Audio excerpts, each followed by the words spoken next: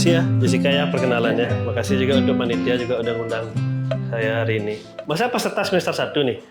Oh iya, bro, mana publikasi itu? Nah.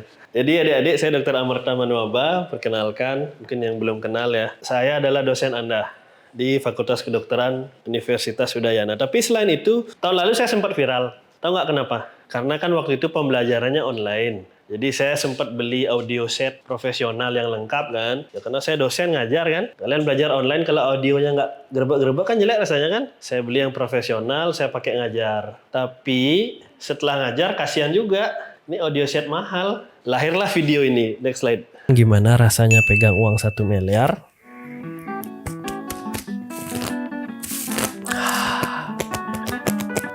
Jadi kan tahun lalu saya membuat konten tentang pengelolaan uang sih sebenarnya. Terus ada yang nanya, beli gimana rasanya megang uang 1M gitu. Saya narik dari tabungan cuma untuk bikin video ini gitu. Ya sempat viral beberapa bulan, mungkin ada yang adik-adik ngelihat di sana ya gitu. Jadi di YouTube itu saya sempat melakukan edukasi juga tentang keuangan gitu. Pada dasarnya selain dosen saya juga seorang pengusaha di bidang konsultasi ilmiah adik-adik. Jadi sebuah pertanyaan besar ya, kenapa seorang pengusaha misalnya, kenapa orang yang sebenarnya bisa expand bisnis tapi malah memilih menjadi pegawai negeri sipil? Kenapa saya memilih menjadi PNS? Timbul tanda tanya nggak? Udah gajinya di bawah UMR, bercanda. Jadi ada benang merah sejarah yang perlu adik-adik ketahui ya, mengenai pemilihan karir itu sendiri. Tapi mungkin setelah akhir materi hari ini kalian akan bisa menjawab pertanyaan-pertanyaan simpel seperti kenapa Anda memilih masuk kedokteran? Untuk menjadi seorang dokter? Ya karena apa? Tujuannya apa? Lalu apa alasan kalian memilih organisasi yang ada di kedokteran? Kan banyak ada organisasi ilmiahnya ya. Apa alasan kalian memilihnya? Bisa nggak? Bisa terbayang nggak? Kalau saya tanya misalnya, apa alasanmu masuk kedokteran? Iya, mumpung ada mic. Baik izin menjawab dokter, alasan saya masuk kedokteran karena memang hanya dan cita-cita. Selain itu memang di lingkungan keluarga juga memang belum ada yang menjadi dokter dan ketika punya kesempatan kenapa tidak? Terima kasih. Oke, bagus ya, cita-cita ya. Yang pertama ya di lingkungannya. Siapa namamu Dek? Teguh. Yang di sebelahnya siapa namanya? Sheila. Sila. Kenapa milih kedokteran? Alasan saya sama seperti Teguh, dokter, karena memang cita-cita dari kecil pengen jadi dokter, jadi dan ada kesempatan juga sama saya nyontek di Teguh dokter. Ya, jadi adik-adik ya, cita-cita ya. Sebenarnya gini sih, ada sesuatu yang jauh lebih dalam daripada itu. Kenapa kalian memilih kedokteran? Bisa aja karena cari jodoh. Ada nggak jawabannya cari pacar di kedokteran? Ada kan? Nggak. Siapa yang ada angkat tangan? Sini tak kasih sepeda. Benar ada yang dari luar UNUD, ada dari Undiksa, ada dari Warmadewa. Online ya? Wah ada yang online juga. Sapa dulu teman-teman online. Kedengaran ya di rumah ya. Jadi di satu pulau kecil ada 3 FK. Sekarang nambah lagi Unmas ya. Zaman yang buruk untuk jadi dokter? Nggak juga. Jadi kita belajar sejarah ya sedikit adik-adik ya. Tahu nggak kalian pendidikan kedokteran pertama di Indonesia itu dimulai kapan? Pernah dengar Sofia? Sofia pasti ada dengar ya. Yes, tahu Jess kapan pendidikan kedokteran mulai pertama kali di Indonesia? Jadi di tahun 1960, dokter-dokter dari Belanda itu kewalahan. Dokter Belanda yang di Indonesia ya. Kewalahan menangani disentri di Banyumas. Kalau nunggu dokter tambahan dari Belanda, lama. Karena belum ada Garuda Indonesia waktu itu. Karena masih naik kapal kan, berbulan-bulan kan. Akhirnya apa? Dibinalah, dididiklah beberapa putra-putri terbaik kita untuk menjadi mantri, menjadi dokter. Tapi bisa dibayangin kan proses pendidikan yang terjadi? Nggak seperti guru dan murid, nggak seperti orang tua dan anak, tapi seperti yang menjajah dengan yang dijajah. Jadi dari sana banyak putra-putri daerah kita terpilih kan menjadi pegawai negeri Belanda. Derajat mereka naik adik-adik, derajat mereka menjadi manusia setengah Belanda. Ya kan? Harkat hidupnya naik itu. Yang anehnya, orang-orang yang derajatnya sudah naik ini, kadang mereka memperlakukan penduduk lokal itu lebih kejam daripada Belanda itu sendiri. Logis nggak? Aneh nggak menurut kalian? Aneh kan? Tapi lihat proses pendidikan kesehatan kita sekarang. Tahu nggak kalian? Di beberapa daerah, manggil dosennya itu bukan Pak atau Ibu, tapi mener. My Lord, bayangin sekarang Jessica bimbingan sama saya menghadap Tuanku. Atau paling enggak Wakanda ya, Wakanda forever. Tuanku Cala. Ada loh. Fakultas Kedokteran di Indonesia sampai hari ini masih manggil dosennya seperti itu. Tahu nggak kalian ada pendidikan spesialis di mana jam 18.00 kalau Anda seorang junior yang paling muda lagi jaga, Anda harus meninggalkan semua pekerjaan Anda lalu keliling ke senior kalian. Kak, mau makan apa? Ya, tahu ya? Oh, tahu. Bayangin nih kalian lagi membantu persalinan. Ayo Bu, sedikit lagi Bu. Keluar Bu. Anaknya. Terus tiba-tiba jam 18.00. Dek, tunggu sebentar ya. Om dokter mau beli makan dulu. Gak tahu kan? Bahkan ada fakultas kedokteran sampai hari ini. Kalian nggak boleh natap mata dosennya. Kalian nggak boleh menegur dosennya duluan. Kalian tidak boleh menyapa duluan. Kalian tidak boleh menelpon apalagi chat duluan. Baru tahu? Bayangin nih, kalau kalian mau perlu tanda tangan untuk bimbingan gimana? Kalian nunggu di depan ruangan saya kan? Habis itu saya, tahu ruangan saya kan? di lantai 2 samping lift. Saya pura-pura lewat. Nggak boleh adik-adik. Di beberapa fakultas kedokteran teman-teman kita masih seperti itu. Harus nunggu dokternya nyapa duluan. Ada perlu apa? Kalau sudah ada perlu apa, baru kalian boleh mengadu nasib. Belum tentu disetujui juga kan? Mungkin ini yang menjadi beban sejarah buat kita ya. Kadang-kadang kalau kita, mungkin saat kita junior, ditekan oleh senior kita. Saat kita sudah senior, kita akan memperlakukan junior kita dengan hal yang sama ya. Atau mungkin saat kita senior, konsulen kita memperlakukan kita kurang bagus. Tapi saat kita sudah menjadi spesialis nanti, kadang-kadang ya tidak jarang ya beberapa orang lebih kejam lagi memperlakukan junior anak-anak didik mereka gitu. Makanya kembali lagi ke tujuan kalian. Saya pernah membawakan materi ini tentang karir di dunia pendidikan kedokteran ya. Jadi materi ini mengenai 350 years of slave. Alasan kenapa kalian, adik-adik kalian, atau saat kalian dulu mungkin begitu berlomba-lomba ingin menjadi seorang dokter. Alasan kenapa kalian saat sudah menjadi seorang dokter pengen menjadi spesialis. Semua saya paparkan di Western Sydney University dalam sebuah pertemuan riset dunia. Tapi ini masih berlanjut adik-adik. Ini kami melakukan perbandingannya antara Indonesia dengan Vietnam, dengan Thailand kan. Masih negara-negara ASEAN.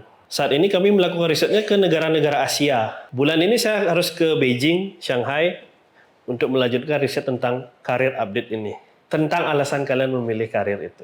Ternyata ada temuan menarik dari penelitian tersebut di mana tubuh kita itu memiliki memori. DNA kita memiliki memori. 350 tahun dijajah, memori yang tertanam tahu apa? Memori yang tertanam adalah kita merdeka bukan dengan berjuang, tapi kita merdeka dengan menjadi pegawai negeri Belanda. Iya kan? Kalau jadi dokter, jadi mantri suntik, kalian jadi manusia setengah Belanda, digaji minimal, tapi setidaknya nggak kelaparan kan gitu. Waktu itu digaji dalam bentuk beras loh. Artinya cukup biar kalian kenyang aja gitu.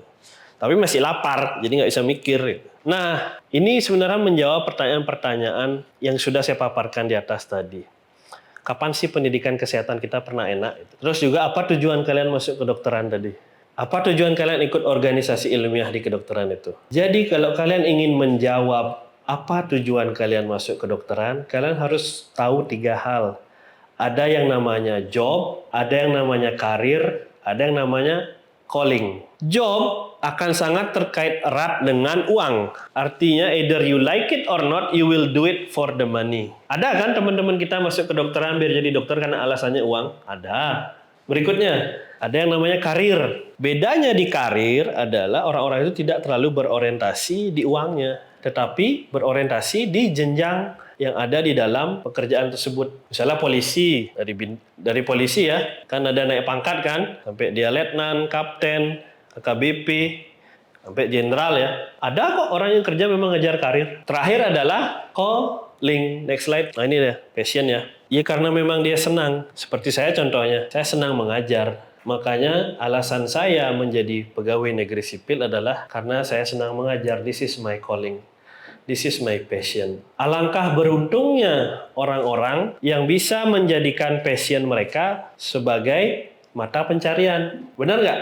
Karena yang namanya passion kadang-kadang malah ngabisin uang. Kalian mau jadi pembalap di Indonesia, pembalap motor lah, berapa ngabisin duit, ya kan? Tapi adik-adik nggak perlu bingung sebenarnya, semua bisa tumpang tindih tergantung dari mana kita melihatnya. Misalnya menjadi seorang polisi bisa aja itu menjadi sebuah job, ya kan? Kayak gambar yang pertama itu, saya harus punya pemasukan yang stabil untuk membiayai keluarga. Oke, it's a job. Tapi bisa aja ada seorang yang polisi juga, tapi dia menganggap pekerjaan itu sebuah karir. Karena apa? Karena dia menikmati naik pangkatnya, jenjang yang ada di sana. Ada juga seorang polisi yang mungkin menganggap itu sebuah passion. Karena dari kecil memang ingin membuat lingkungan yang aman, nyaman, tanpa kriminalitas. Itu menjadi sebuah passion. Sebuah karir juga bisa menjadi sebuah calling kan? Begitu juga sebaliknya. Misalnya jadi seorang dosen, seperti saya seorang pegawai negeri sipil. Bisa dilihat dari sudut karir nggak? Tentu saja bisa. Ada asisten ahli, lektor kepala, sampai guru besar, profesor. Yang jadi masalah sekarang adalah bagaimana kalian menentukan jawaban dari diri kalian masing-masing. Saya yakin banyak di antara Anda masih bingung kenapa memilih menjadi dokter. Ataupun setelah jadi dokter, apakah saya harus spesialis atau enggak. Karena apa? Karena 350 tahun tadi itu adik-adik. Saya angkat sebuah cerita ya, pengalaman diri saya sendiri. Waktu saya mencetak 1 miliar pertama saya, si koasa saya waktu itu, saya rayain in silent. Karena apa? Orang tua nggak ada yang peduli. Mereka tidak melihat nominalnya. They don't really care. Tapi begitu saya PNS kemarin 2022, dirayain besar-besaran kayak Piala Dunia. Ya, bahkan sampai keliling Bali, ngerayain di panti asuhan itu. Adik-adik, jadi seorang PNS itu menjadi sebuah cita-cita. Padahal gajinya misalnya 3 juta sebulan kan UMR di Bali. Perlu berapa tahun biar jadi 1 M? 30 tahun kerja itu juga nggak makan. Karena apa? Karena memori itu tadi adik-adik.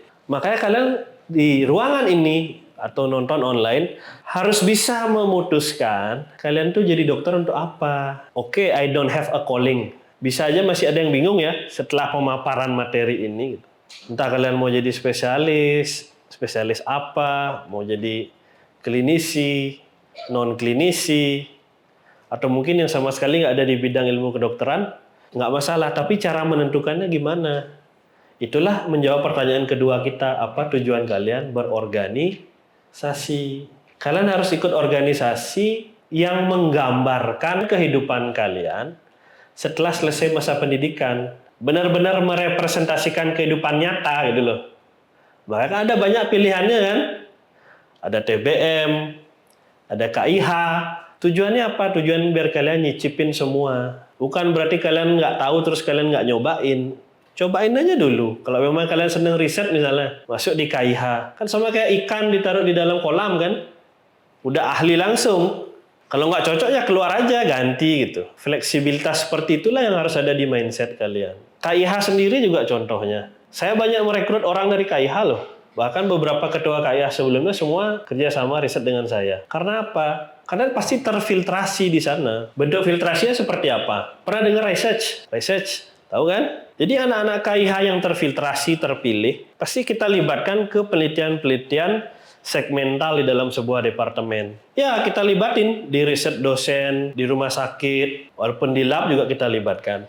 Nanti kalau dari sana sudah teruji, dari research sudah teruji ya, kita pasti angkat ke revise. Pertama kali dengar revise. Jadi dari research yang memang kita pilih ke revise, banyak loh angkatan 2021, 2022. Kita berangkatkan juga ke Cina bulan ini untuk penelitian ini, beberapa penelitian lainnya juga.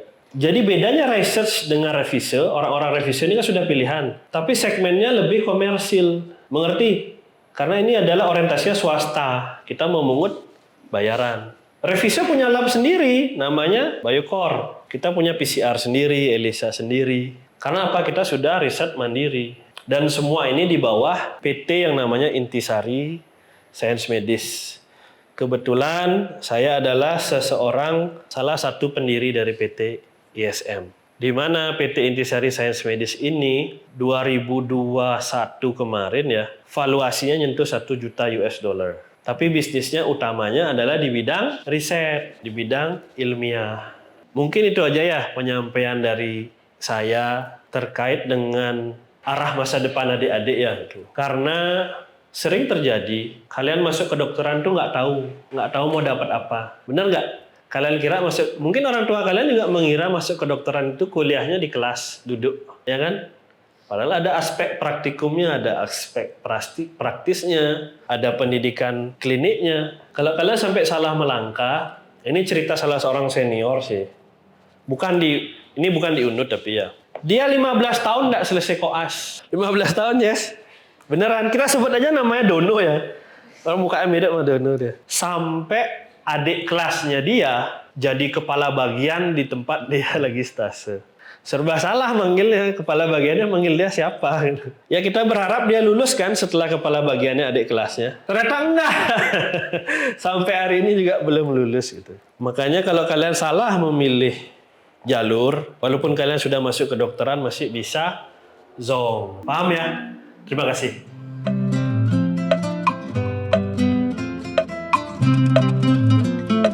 Saya pertanyaan dong, karena saya tertarik dengan pengalaman dokter yang akan memutuskan untuk menjadi seorang PNS. Padahal karir dokter yang sebelumnya sudah berikutnya. Pertanyaan saya, pernah ada di posisi sebelum menjadi seorang PNS itu mendebatkan kepada diri sendiri bahwa yakin gak menjadi seorang PNS gitu. Dan sampai akhirnya berhasil dan mau terjun menjadi seorang PNS itu apa sih yang memotivasi dokter dan membuat dokter merasa nyaman di posisi PNS sekarang? Sekian dan terima kasih.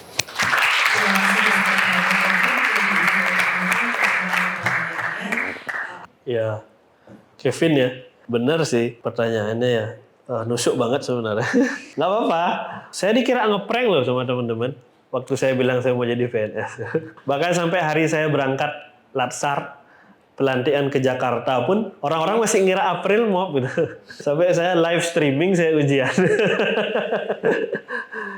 Gini loh, Kevin. Sebenarnya ya saya sudah bisa pensiun dengan tenang ya seharusnya ya gitu. Atau mungkin fokus expand bisnis tanpa memikirkan menjadi pegawai negeri ya gitu. Tapi pada akhirnya itu saya sangat senang ngajar. Sempat saya dikontrak sebelum PNS kan. Sebenarnya dari 2017 saya dikontrak untuk ngajar di kedokteran. Memang awalnya kan senang ngajar tapi nggak tahu gimana kan itu. Tapi setelah melihat kalian ya gitu, ternyata asik juga gitu. Makanya saya putuskan ya udah deh saya seriusin aja. Kalau kontrak nggak mungkin serius. Senior saya juga tahu semua itu. Makanya saya sangat didorong kemarin waktu ada formasi, ada bukaan yang memang khusus waktu itu disediakan biomedis ya untuk saya. Ya udah saya daftar gitu. Tapi daftarnya juga nggak sambil bercanda sih. Artinya kan belajar seminggu sekali selama 6 bulan gitu, belajar soal-soal CPNS tuh gitu. Ya ternyata lolos gitu. Ya udahlah, orang lain mungkin belajar serius nggak lolos, karena saya pintar ya.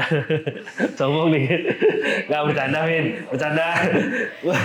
Jadi saya lolos ya udah saya seriusin. Wawancara juga gitu. Pada waktu wawancara apa adanya aja. Kan ada ujiannya itu kan SKD dulu, kemampuan dasar, baru kemampuan bidang, baru wawancara. Wawancara juga saya sampaikan apa adanya gitu. Pertanyaan-pertanyaannya simpel, kayak bagaimana Anda menyelesaikan konflik, bagaimana kalau nggak cocok sama teman kerja, ya saya jawab apa adanya gitu. Syukurnya keterima sih. Dan ya sampai hari ini saya masih senang berada di kelas, melihat adik-adik, apalagi angkatan baru juga, yang 2023 ini antusias banget. Makasih ya, berarti banyak buat saya dan senior-senior yang lain.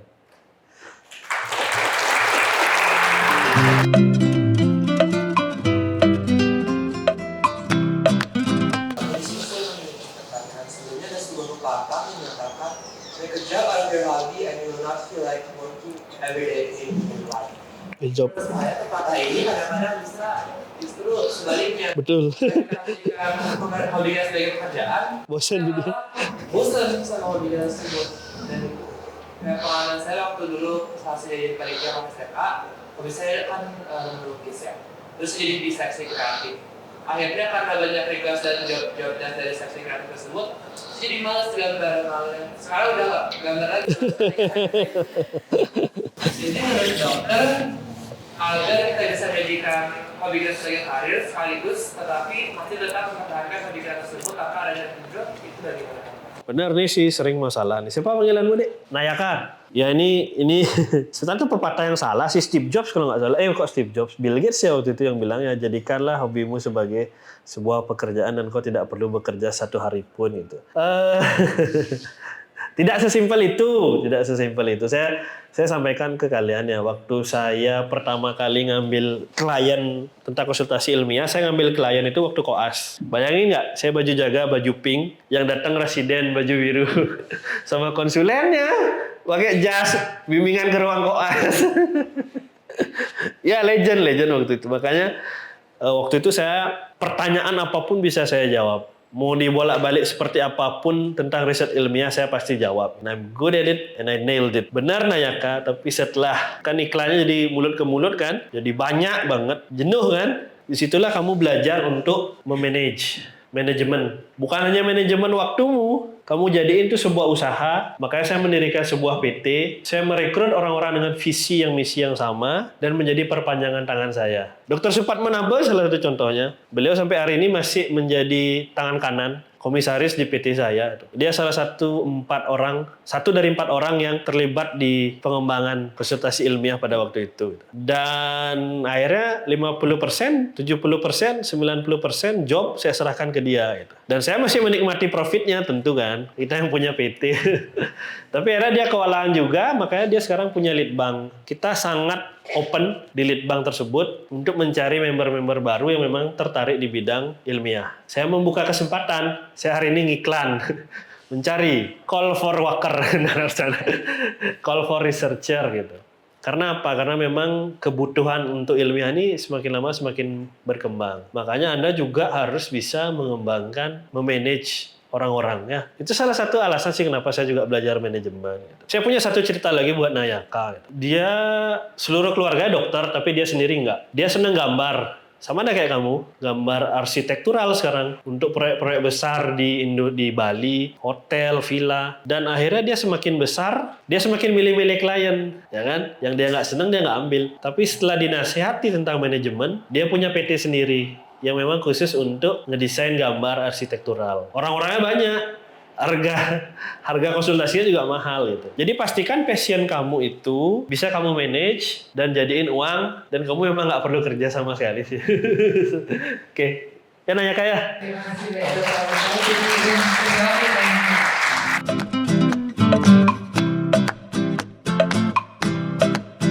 Izin untuk bertanya dokter. Jadi tadi saya tertarik sama salah satu slide dokter yang ada segitiga itu dokter, di bawahnya ada job, lalu diikuti sama karir kayak gitu dokter. Kenapa job itu ditaruh di paling bawah dan di sampingnya itu ada tulisan I am a failure. Padahal sebenarnya kalau kita lihat secara nyata banyak orang yang memilih gak apa-apa kalau kamu punya pekerjaan doang tanpa harus menikmati pekerjaan itu dokter. Mungkin sekian yang dapat saya sampaikan. Terima kasih. Iya, orang itu contoh yang salah. Saya belum sampai di sana sih tadi. Inilah banyak yang mendiskreditkan orang-orang yang hanya punya job. Padahal itu hal yang salah. Maka saya sampaikan ke Steve tadi, hal utama yang justru kamu harus fokus adalah job. Nah, yang jadi masalah kan kebanyakan orang-orang yang berada di ranah job merasa dirinya gagal, ya kan? Kenapa teman-teman lain yang punya karir? Kenapa teman-teman udah lanjut spesialis? Aku cuma dokter umum biasa. Sering nggak kedengeran seperti itu? Bahkan anak orang kaya loh, udah establish ngambil PPDS. Untuk apa? Ya itu tadi, karena mereka nggak bisa membandingkan mana job, mana karir, mana passion. Teman-temannya udah pengumuman PPDS, langsung pantatnya ikut panas, sensitif gitu. Ya kan? Kakak kelas kalian loh, ikut pendaftaran untuk masuk PPDS, cuma karena teman-temannya semua masuk. Waste of your goddamn time gitu loh. Kalau memang Anda nggak passion di sana, nggak seneng sama jenjang karir di sana, untuk apa? Carilah yang lain gitu loh. Setiap riset kita terkait pemilihan karir, saya di medical education melakukan riset rutin setiap tahun, 95% milih spesialis. Benar nggak? Padahal mereka nggak tahu 95% dari spesialis itu banyak yang nggak punya pekerjaan tetap loh. Nggak punya rumah sakit bernaung, nggak punya pangkat, bukan menjadi dosen di sebuah institusi, hanya mengandalkan praktek pribadinya. It's not something wrong, but you need to consider it. Oke? Ya Rahel ya, kasih.